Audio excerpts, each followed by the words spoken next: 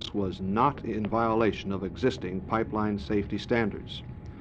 But we have taken steps to ensure that our emergency procedures are designed to minimize the likelihood that any such occurrences would happen again. As a matter of standard practice, Lone Star continually reviews all governmental safety regulations and makes every effort to ensure full compliance by all employees.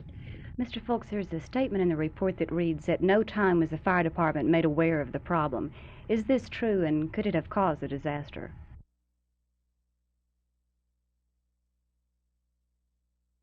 But the city turned a deaf ear on it.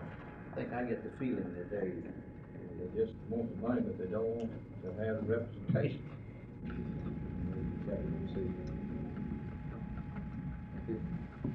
Well, we better give up the Benson first meeting in January and ask the court secretary. I suppose she's in the process of working with everybody that's health services. There, I want to support the motion.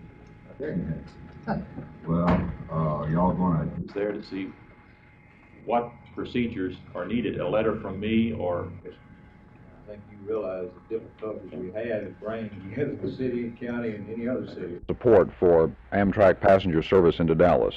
Why haven't those of us who are newsmen heard of this groundswell of support? Where is it?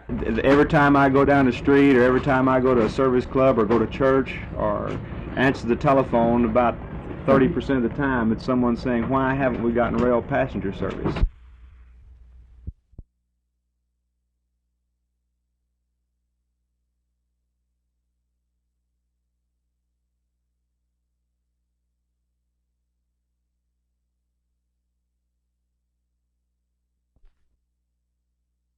The response has been fantastic. We've been completely overwhelmed by the generosity of the people of the Dallas and Fort Worth area.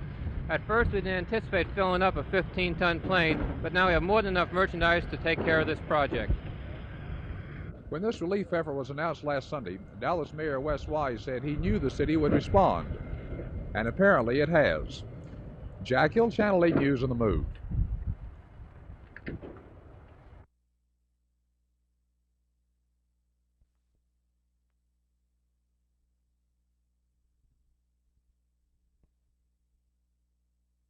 Whether or not the fire department personnel at the scene were not made fully aware has not been determined at this point.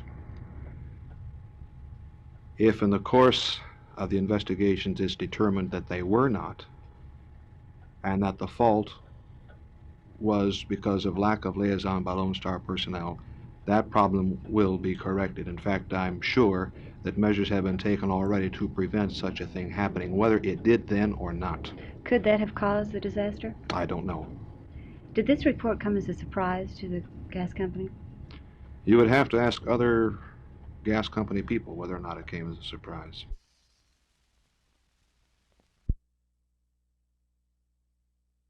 I'm going to budget hearing.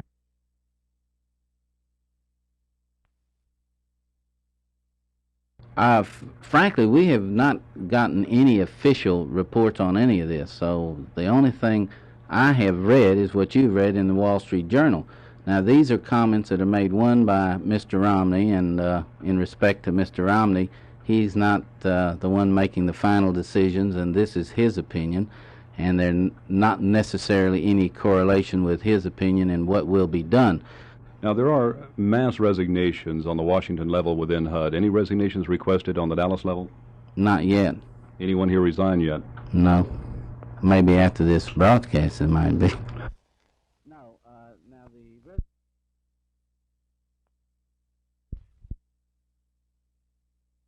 I can give you the benefit of the City of Dallas research in it that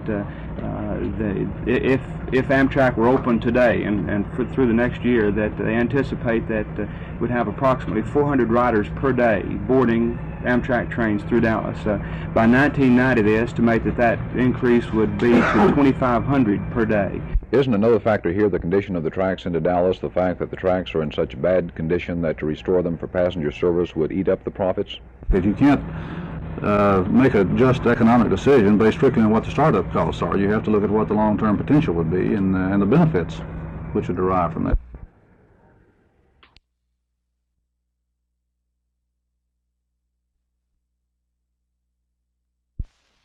It just opened up in October, and I thought I'd take you on a quickie tour of this new haven for Dallas artists.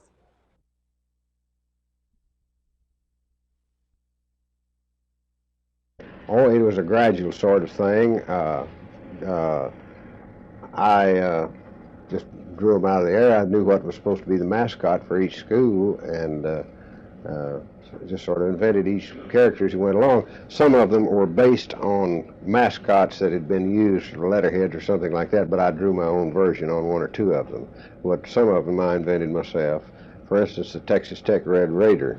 I didn't know what a Red Raider was supposed to be. I didn't know whether he was an Indian or some kind of a pirate or what. And I drew a series of characters and ran them in the paper and asked the readers to vote on them. And the character that I use for the Red Raider today was the one he won by about 7-1 in the vote. Whenever Texas loses a football game, I notice the next day your cartoon has Bevo with a broken horn and a twisted tail. That's right. What started that? Oh, I had to show some way of getting him beat up. As the season progresses, each one of these characters gets a little bit more bedraggled as he loses more games. And that was a way of showing, actually it was my way of showing how many games he lost. Now last year somebody asked me, says, why do you, when SMU loses a game, you only put a knot in Peruna's tail, but it says when Texas loses a game, you break his horn and put a knot in his tail. Says, that's not quite fair. And I said, well, it hurts more when Texas loses. What is your favorite cartoon, sports or editorial? It's one that I didn't want to draw. It's my dog cartoon. It deals with abandoned pets, which to me is one of the most pathetic things, and I don't know, I just can't stand to think about it.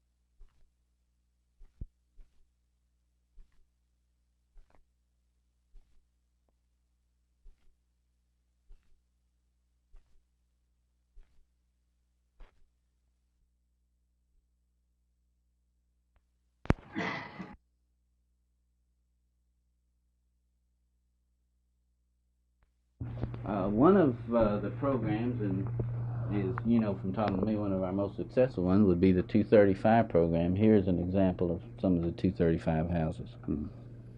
That is. Bingo. All right, now there's one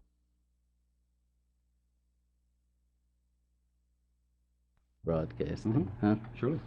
Okay, you might lose it, huh? After this show, they'll take your Emmy away from you.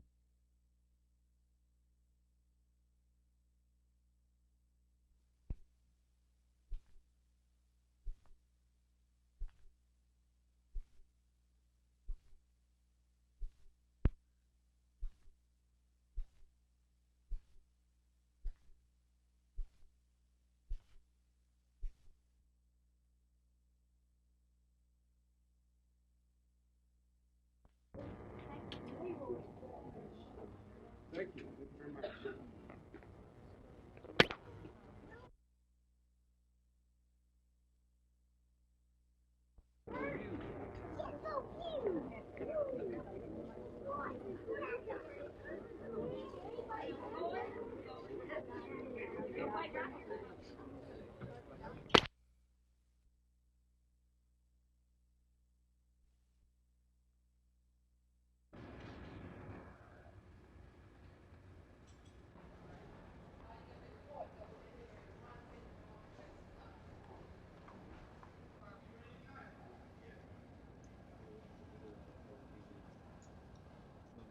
creases of grain you cut across the start. Doing wood carving. This is a candle holder that mounts on the wall. The candle goes here and there'll be a plate to hold it.